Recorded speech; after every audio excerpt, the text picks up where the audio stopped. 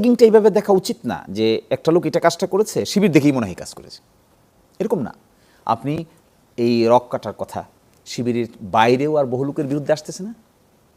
দেখেন আপনি 6 মাসের আমি এক ডাটা দেখেছি, হিউম্যান রাইটস রক কাটার ডাটা দেখেছি, যেখানে এরকম অল্টারকেশন হয়েছে। এরকমও হয়েছে সেম পার্টির উপরের, সেম পার্টির এক গ্রুপ আরেক গ্রুপের পা কেটেছে, হাত কেটেছে।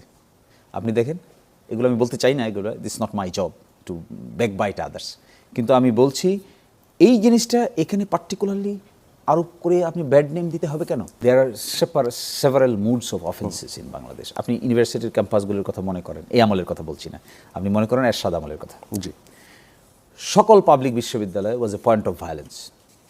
এমনও তো আমরা দেখেছি, পত্রপত্রিকার রিপোর্ট পড়েছি যে বিশ্ববিদ্যালয়ের হলগুলো দখল করার জন্য গ্রুপে গ্রুপে বিভক্ত হয়ে কে কোন দিকে অ্যাটাক করে কোন হল দখল করবে, দ্যাট ওয়াজ এ কালচার।